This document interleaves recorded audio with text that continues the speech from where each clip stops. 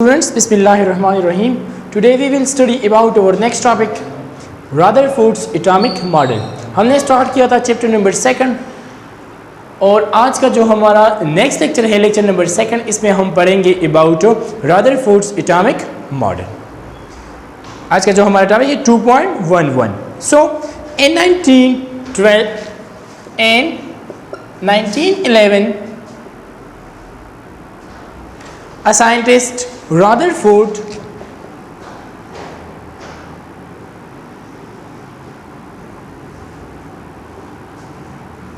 in 1911 Rutherford present a model for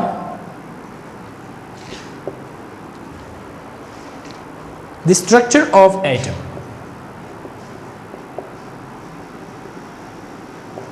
structure of atom.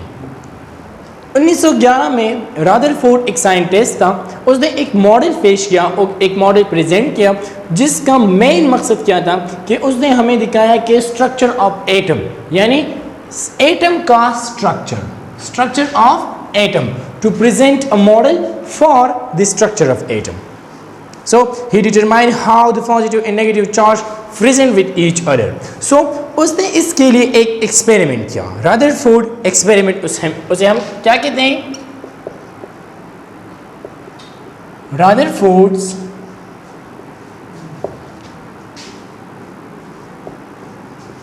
Experiment. Rutherford ने इसके लिए एक एक्सपेरिमेंट किया था. इसे हम डिस्कवरी ऑफ न्यूक्लियस भी कहते हैं. Discovery of nucleus. सो इस एक्सपेरिमेंट में जो साइंटिस्ट था रदरफोर्ड, उसने क्या किया कि this experiment in 1911 to determine the internal structure of atom. ये एक्सपेरिमेंट किसने इसका मकसद किया था कि determine the internal structure of atom. Determine the internal structure of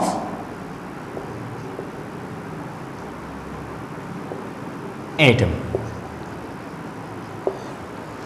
यानी जो एटम का इंटरनल स्ट्रक्चर है उसको डिटरमाइन करना, इसका मेन मकसद ये था कि determine the internal structure of atom. So for this purpose he used gold foil 0.00004 cm10. इसके लिए इसने यूज किया गोल्ड फॉयल जिसका थिन जो तकरीबन 0.00004 इतना थिन था. उसने इस एक्सपेरिमेंट के लिए गोल्ड फॉयल यूज किया जो तकरीबन 0.00004 cm सेंटीमीटर 10. उसने क्यों इतना थिन लिया उसको हम बाद में क्लियर करेंगे, मगर उसने फर्स्ट क्या किया इस एक्सपेरिमेंट में कि उसने एक गोल्ड फॉयल लिया जो तकरीबन 0.0004 cm थिन था. और इसके बाद उसने बम्बार्ड किया with alpha particle from polonium metal. एक इस गोल्ड फॉयल को क्या किया, उसको बम्बार्ड किया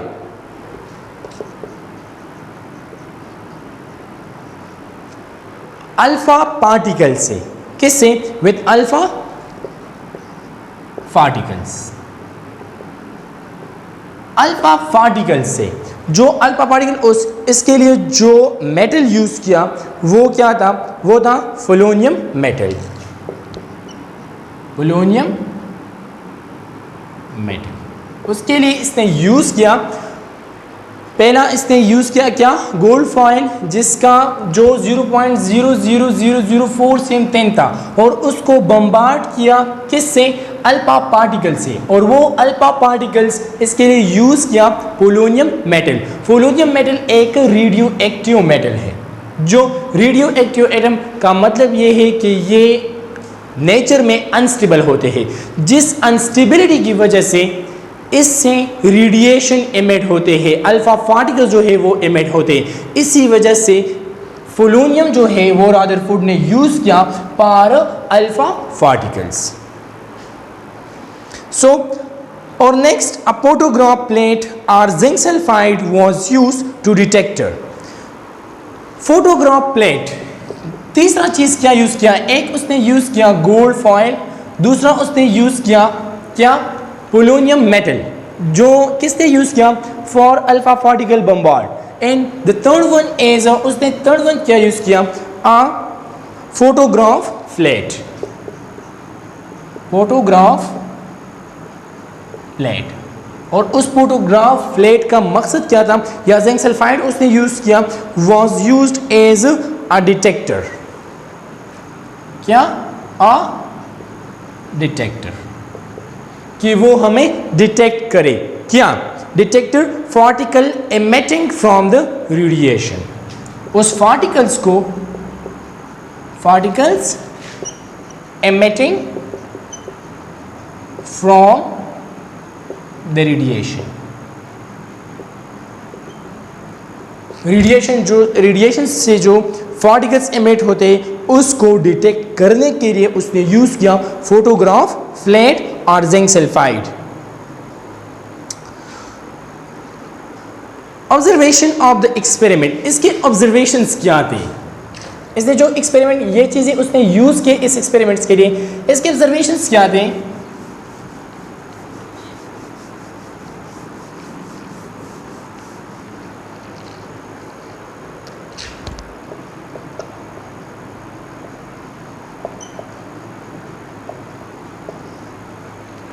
So, most rays fast straight through the foil.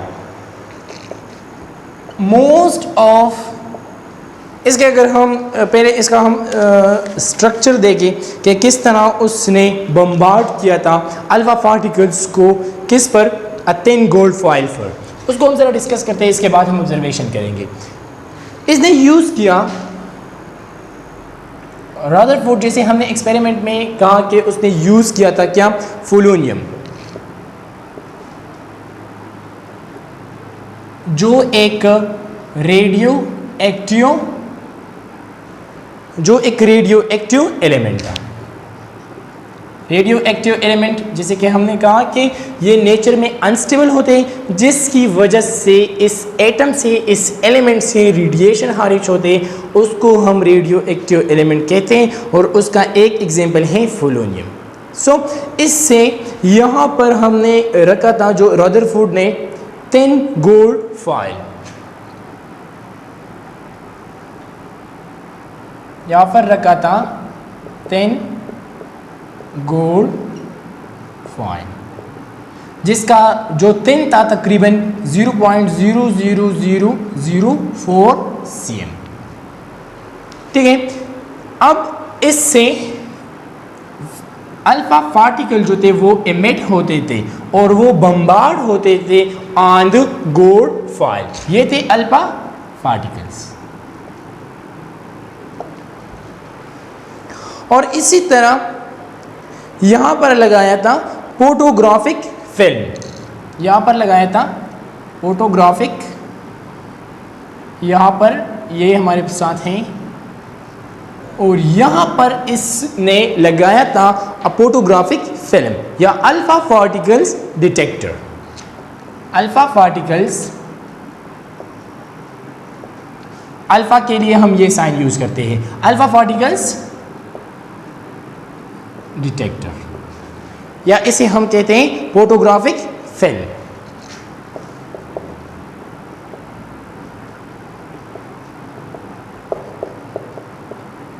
Photographic film, जैसे कि हमने कहा कि फोटोग्राफिक फिल्म या अल्फा पार्टिकल डिटेक्टर को किस लिए यूज किया था, यूज एज अ डिटेक्टर.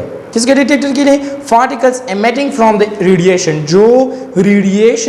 जो पार्टिकल्स एमिट होते हैं उसको डिटेक्ट करने के लिए यूज किया था क्या, अल्फा पार्टिकल डिटेक्टर या फोटोग्राफिक रेडिएशन. अब यहाँ पर पोलोनियम एलिमेंट है, उससे अल्फा पार्टिकल्स जो थे वो एमिट होते थे अ थिन गोल्ड फॉइल पर. यहाँ पर कुछ रेज जो थे वो स्ट्रेटली पास होते थे, स्ट्रेटली, कुछ रेस, ज़्यादातर रेस जो थे, ज़्यादा मकदार में, ज़्यादा क्वांटिटी में जो रेस थे वो स्ट्रेटली फॉरवर्ड एमिट होते थे। कुछ रेस जो थे वो लार्ज एंगल से वो यहाँ पर आते थे। So some alpha particle were deflected through small angle. कुछ अल्फा पार्टिकल डिफ्लेक्टेड होते थे थ्रू अ स्मॉल एंगल, और कुछ अल्फा पार्टिकल जो थे वो उसी रास्ते पर, यानी वो डिफ्लेक्ट होते थे कंप्लीटली, वो कंप्लीटली जो only few bounced back at their original way, उसी ओरिजिनल वे पर bounce back at their original way, उसी ओरिजिनल वे पर वापस जो थे वो बैक होते थे। ये था उसका एक्सपेरिमेंट। उसके ऑब्जर्वेशंस क्या थे?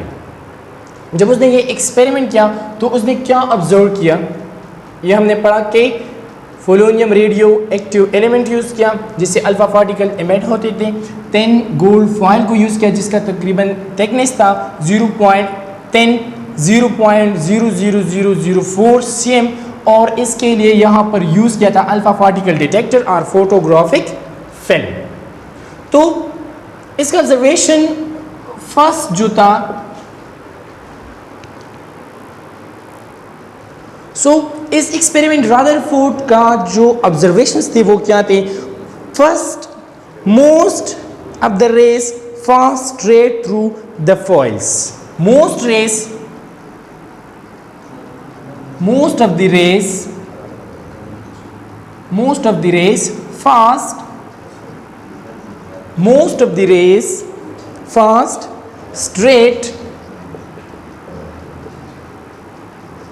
of the race fast straight through the foil,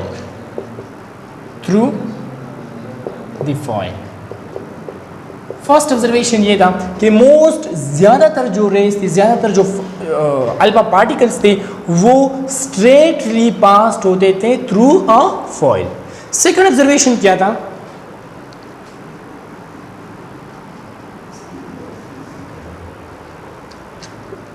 The second one is some alpha particles were deflected to small angle.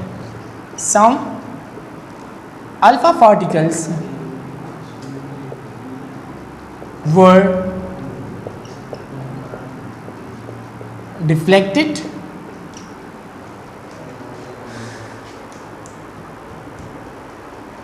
through small angle.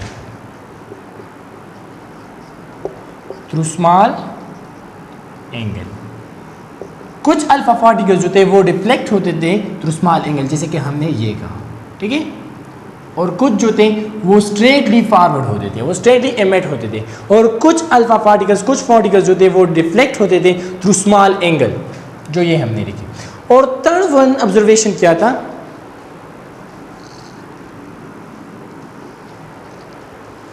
The third one observation, only few bounced back at the original way. Third one क्या था? Only few, और कुछ particle जो थे bounced back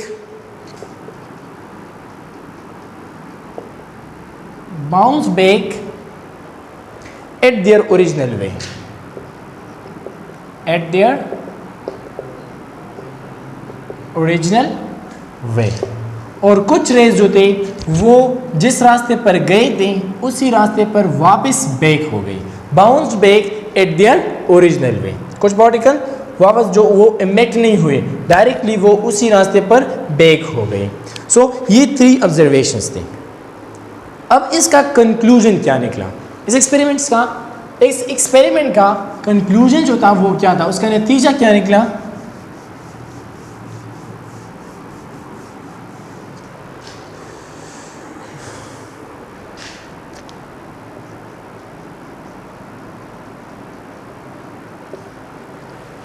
So, Rutherford concluded that an atom contained a positive portion, nucleus, and the center of the atom. एक तो Rutherford ने ये concluded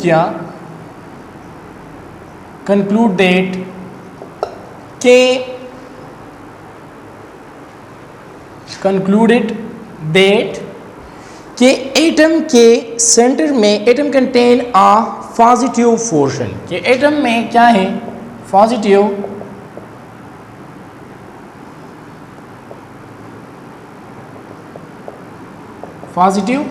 पोर्शन, कि एटम में पॉजिटिव पोर्शन है और उसे हम क्या कहते हैं, न्यूक्लियस। उसे हम क्या कहते हैं, न्यूक्लियस। और वो मौजूद है, न्यूक्लियस वो मौजूद है in the centre of the atom, in the centre of the atom. उसने फर्स्ट ये कंक्लूड किया कि एटम जो है उसमें पॉजिटिव पोर्शन है जिसे हम न्यूक्लियस कहते हैं और वो मौजूद होता है in the centre of the positive atom.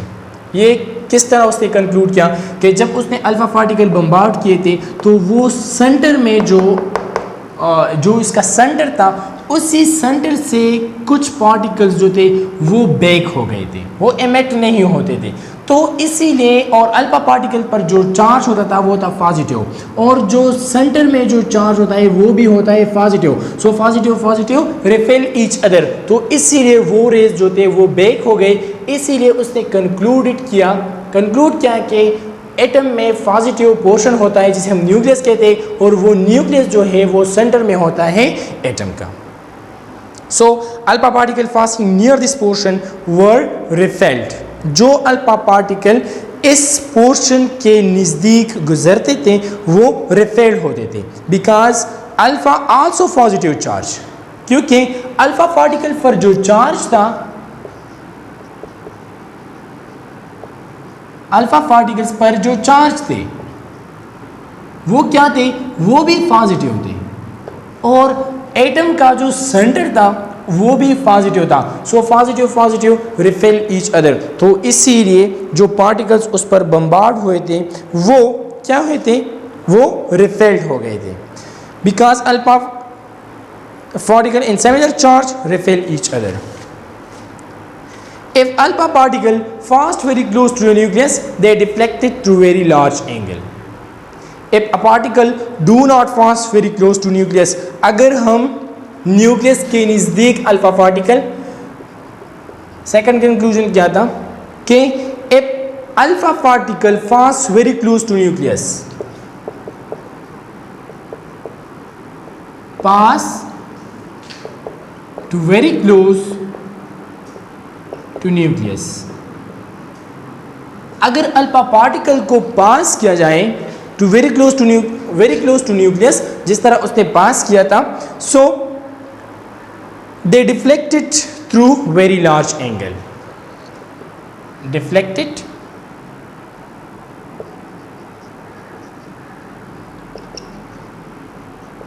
Large angle, जिस तरह हमने उस एंगल को बनाया था। So and the third one is if alpha particle do not pass very close to the nucleus, अगर alpha particle do not pass to very close to the nucleus, if alpha particle do not pass to very close to the nucleus, so they either deflect it through very small angle or do not reflect it, either